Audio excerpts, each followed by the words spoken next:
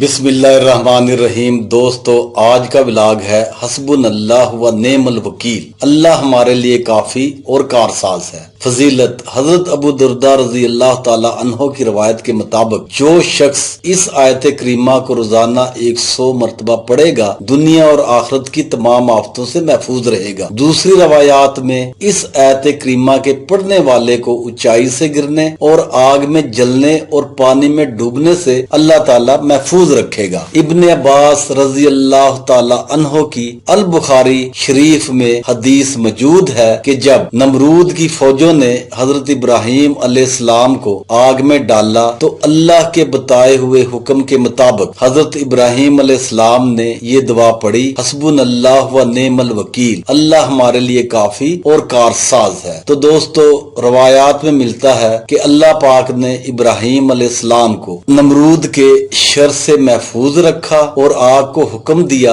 कि ए आग ठंडी हो जा और मेरे इब्राहिम के लिए रहमत बन जा। अल्लाह ताला ने इब्राहिम अलैहिस्सलाम की दुआ कबूल की और हजरत इब्राहिम अलैहिस्सलाम को इस दुनिया में भी इज्जत बख्शी और आखिरत में भी उनको सरफराजी से नवाजा। तो दोस्तों, अल्लाह पाक हम सब लोगों को अपने हिफ्ज़ो अमान में रखे। आप लोग चलते फिरते छोटी सी ये कुरान पाक की एक आयत है, हस्बुनल्लाह व नेमल वकील का विर्द करें तो इंशाअल्लाह हर आफत से आप लोग महफूज रहेंगे। मुसलमानों का सबसे बड़ा जो सरमाया है वो कुरान के ऊपर, आप सल्लल्लाहु अलैहि वसल्लम की हदीस के ऊपर ईमान रखना और उसको दिल से कबूल करना, तो फिर उसके आप रिजल्ट देखेंगे इंशाअल्लाह। कुरान का यही वादा है कि जो भी अमल आप करेंगे उसका जरूर नतीजा मुरत्तब होगा। अगर अच्छा अमल करेंगे तो अच्छा रिजल्ट आपको मिलेगा, अगर बैड करेंगे तो बैड आपको उसका रिजल्ट जरूर मिलेगा। तो ये दोस्तों मुकाफात अमल है। तो इसी के साथ इजाजत चाहूंगा। Take care,